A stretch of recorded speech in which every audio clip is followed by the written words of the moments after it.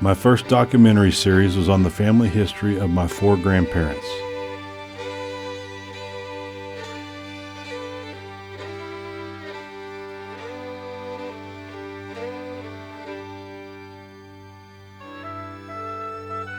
This series is about my grandparents' mothers.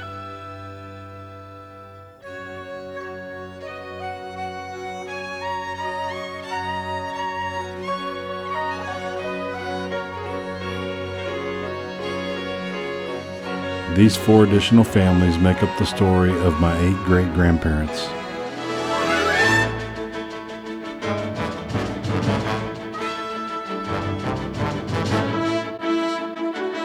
This episode is on the family of Eula Hennigan, the mother of my Grandma Young, Mama. I can trace 10 generations from my boys to our Hennigan ancestor who fought in the Revolutionary War. Dennis Hennigan was my 6th great-grandfather. It is said that he was born about 1744 in Berks County, Pennsylvania. Some believe that Dennis's father was a German immigrant named Hans Henniger, who arrived in Philadelphia sometime between 1727 and 1740. Many Hennigers did come to Pennsylvania from Germany, and some changed their names to Hennigan. We just don't have any documents that connect them to Dennis. The other possibility is that the family came from Great Britain. Dennis was a popular British name, and his children and grandchildren's names are more British than German. Names such as John, Robert, and Sarah, rather than Johann, Simon, or Anna Marie. My other German ancestors lived close together after arriving in America, and they baptized their children in German communities. I've not found any baptismal records in the German churches on the East Coast for our Hennigan family, so I lean towards the idea that they came from Britain. Dennis Hennigan marries Margaret about 1769, and they have 3 children in the 1770s.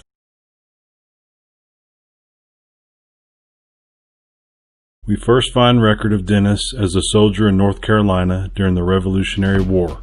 He was listed in February 1778 as a matros, or gunner's mate, in Captain Dorsey's company of artillery, 1st Regiment of the Continental Troops. We find him on muster rolls again in September 1779. He was granted land in Mecklenburg County, North Carolina 3 times between 1779 and 1793, a total of 225 acres on both sides of Crooked Creek. While the muster documents spell his name the same as we do today, there was a variety of spellings over the years.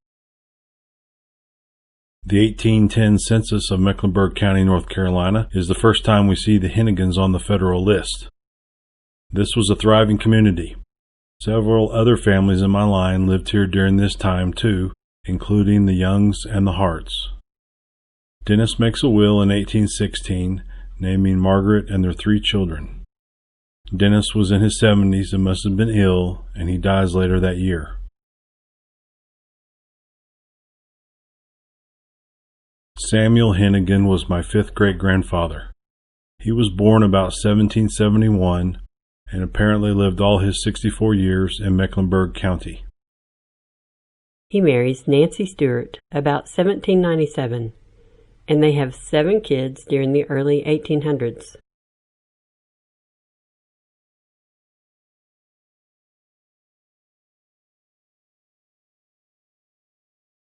Like his father, Samuel is listed on the 1810 census of Mecklenburg County.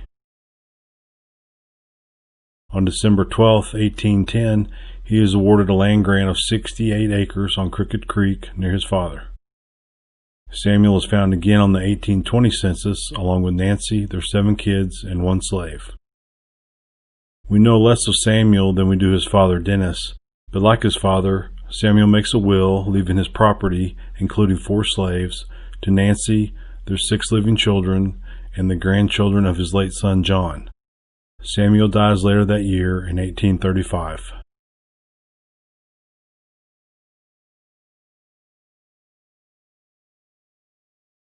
Robert Hennigan was my 4th great-grandfather. He was born in 1802 in Mecklenburg County. He marries Martha Crowell on August 2nd, 1821.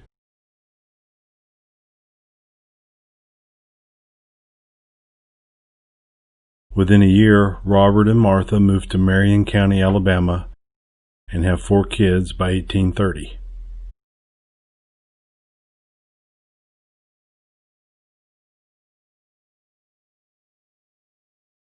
By 1840, Robert and Martha moved to Lawrence County, and all 6 of them are on the census that year, as well as 7 free black men listed as hired hands. It's interesting to note that Lawrence County is adjacent to Lauderdale County, longtime home of the Young family. I wonder if they knew each other in Alabama or remembered being neighbors in North Carolina. Unlike the Youngs, Robert Hennigan does not stay in Alabama very long.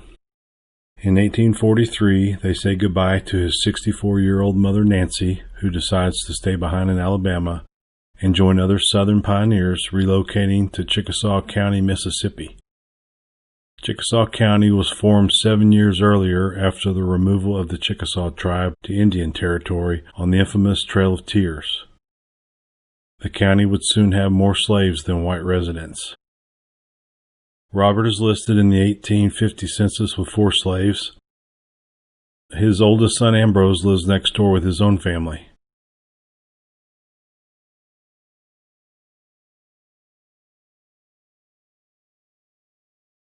Ambrose Hennigan was my 3rd great-grandfather. He was born August 1st, 1822 in Lawrence County, Alabama. His wife is Julia Ann Bennett, also from Alabama. Ambrose and Julia will have 7 children in Mississippi, 4 girls and 3 boys. But we do not know the names of the boys. There was a terrible tragedy at the Hennigan home in the mid-1850s, described to me by my Uncle Floyd. The Hennigans' drinking water in Mississippi became infected with something. Very suddenly, all their sons, 1, 2, 3, died as a result of the water. Julia died shortly after, still in her 20s. Daughter Florence was born shortly before her mother's death. Ambrose got their things together and moved to Texas.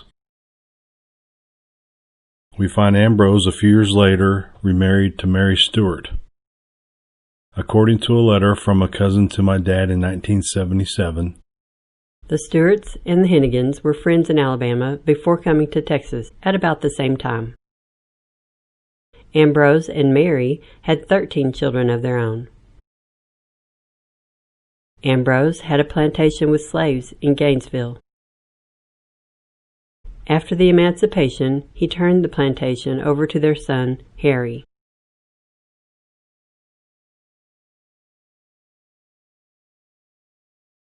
Both Ambrose and his parents are listed in the 1860 census of Kaufman County, Texas. Ambrose did not have slaves here. His father Robert owned 8. On March 15, 1864, during the last year of the Civil War, 45-year-old Ambrose enlists in Kaufman County as a 3rd lieutenant in Company D, 20th Regiment, Texas Cavalry. That same month, the regiment set out to assist in operations against General Steele's Camden campaign. Steele's objective was to move south from Little Rock to link up with General Banks's forces that were moving north from New Orleans. For 2 months, the 20th Regiment took part in every engagement of the Camden campaign, including actions at Prairie Dan, Jenkins Ferry, Poison Springs, and Marks Mills. For the rest of the war, Ambrose's unit served almost entirely in Indian Territory. Ambrose returns from the war to find his family's fortunes reversed with the emancipation of the slaves. The Hennigans spend the next few years becoming cattlemen. Ambrose is still in Kaufman County in the 1870 census, but his father Robert has died. By 1880, the Hennigans live full-time at their Gainesville home in Cook County, and this is where Ambrose's 81-year-old mother Martha dies in 1884.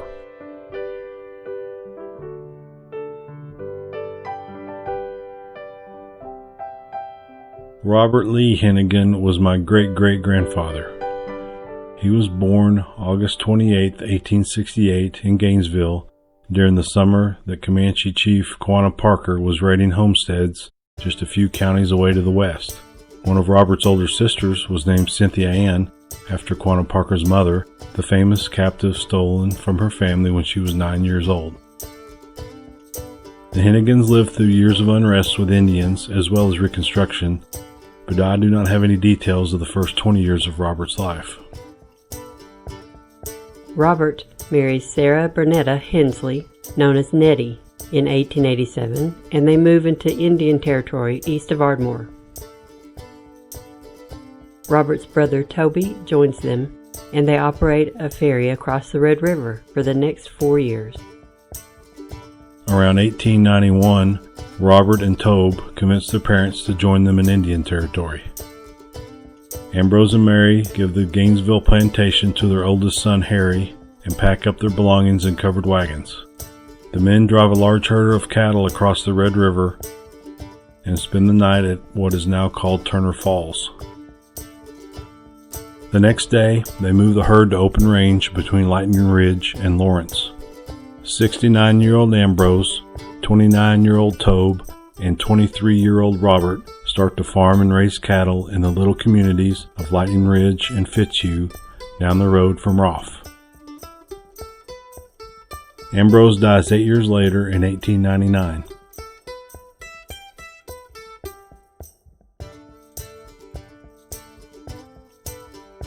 Mary lives to be 87.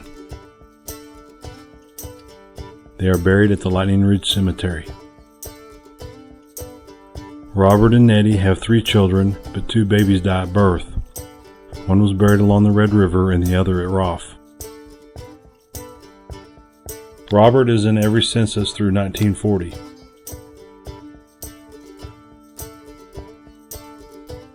He dies of heart failure at home in 1941, 10 years after Nettie. They are buried at Lightning Ridge near his parents.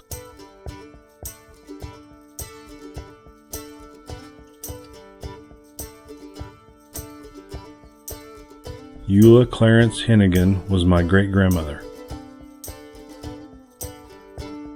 She had 7 children born in the Lightning Ridge community and was married for 63 years.